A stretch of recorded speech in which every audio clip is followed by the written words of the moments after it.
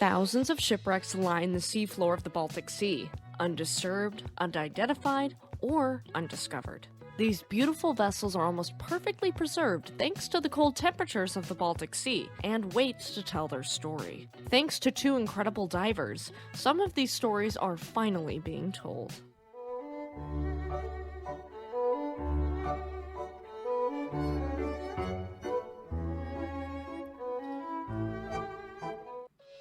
Welcome to Fast Facts Friday. My name is Eleanor. Just a quick disclaimer for our younger audience before we dive in. This story may be disturbing to some, so viewer discretion is advised.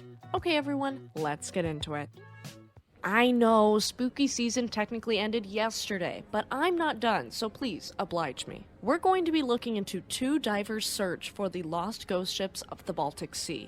Jonas Dahm and Carl Douglas, two divers and friends, are history lovers who've devoted 25 years of their lives to wreck hunting and research. On their dives, Dahm captures eerie photographs of the wrecks, including furniture, detailed interiors, and almost perfectly preserved wrecks thanks to the chilly waters of the Baltic Sea. The two divers have spent hours poring over books and researching the histories of the wrecks they discover.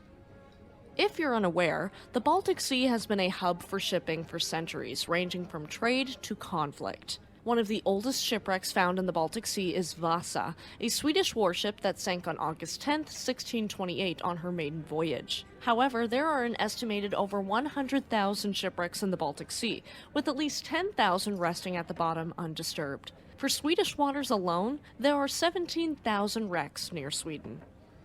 According to Douglas, there are, quote, tens of thousands of intact, undisturbed shipwrecks from every era, just awaiting discovery at the bottom of the Baltic Sea. He also says that the Baltic is home to, quote, the best diving in the world, due to its vast wealth of well-preserved shipwrecks from so many different time periods. If you don't believe them, believe me. We've covered quite a few of them on this channel.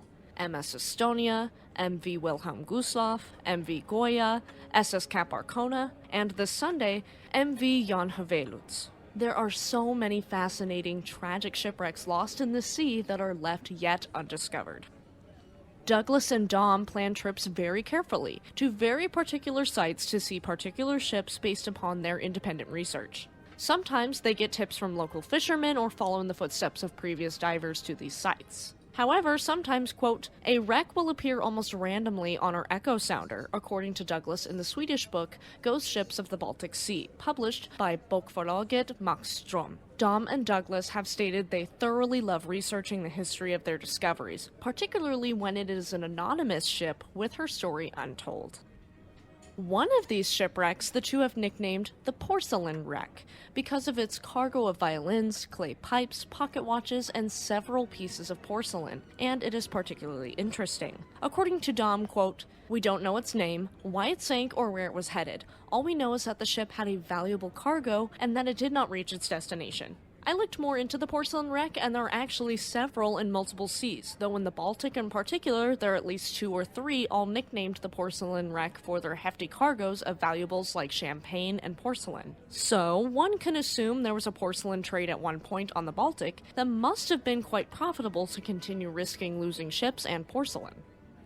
Dahm and Douglas are both incredibly mindful when diving these wrecks and exploring, wanting to leave it just as they found it. The primary mode of exploration is through beautiful photography done by Dahm that stands the test of time. Quote, in many cases they represent disasters where people lost their lives under terrible circumstances. We visit these sites with enormous respect, and we do it to honor the victims and tell the story of what happened, Douglas wrote in his book. You can probably see why I like these two so much now.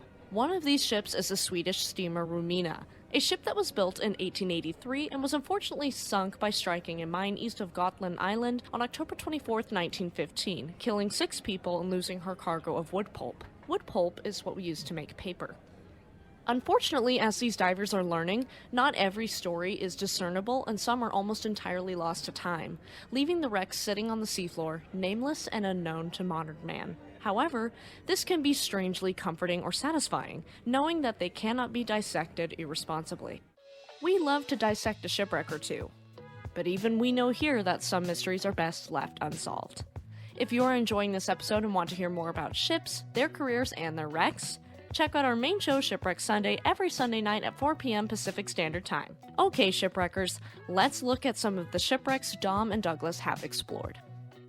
One of these wrecks is SMS Undine, the last member of the 10-ship Gazelle class of light cruisers that were built for the German Imperial Navy prior to World War I. This ship has a fascinating history as an artillery training vessel and warship that was swept up into World War I. She even accidentally rammed and sank the torpedo boat SMS S126. She was a chameleon, serving in many roles, including as an artillery training ship like I mentioned earlier, an auxiliary icebreaker, and later a coastal defense cruiser serving the Baltic Sea. She was sunk by the British submarine HMS E-19 on November 7, 1915. 2 torpedoes hit the ship, the second of which hit the ammunition magazines, and Undine exploded before sinking to the bottom of the Baltic Sea. Of her 270 crew, 14 to 25 were killed.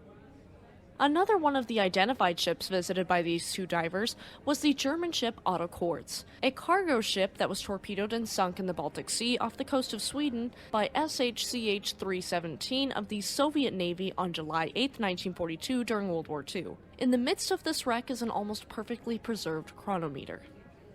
They visited numerous unidentified wrecks, all of which vary from the 1600s up to even unidentified Soviet submarines. One of the oldest identified wrecks the 2 have visited is the Swedish Navy warship Svärdet, sunk on June 1, 1676. It is so well preserved that her wooden hull still stands strong, with her bronze cannons still sticking out, almost waiting to be fired once more. The ship was sunk at the Battle of Åland during the Scandinavian War, taking most of her crew with her.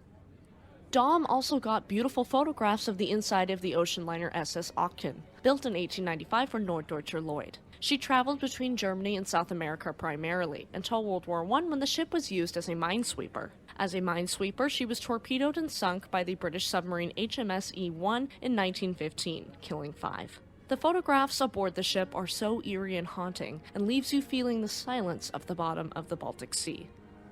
Yet another German ship the 2 have explored together is the armored cruiser SMS Prinz Adalbert, launched in 1901. This ship served as a gunnery training ship and as a reconnaissance ship during World War I, keeping the German coast clear of Russian forces. She was torpedoed by the British in July of 1915, but survived to be repaired. She'd be torpedoed a second time on October 23, 1915, and this detonated her ammunition magazines, causing a massive explosion and the ship sank quickly. Only 3 men of her crew of 675 were rescued, leading to the worst German naval loss in the Baltic Sea during World War I.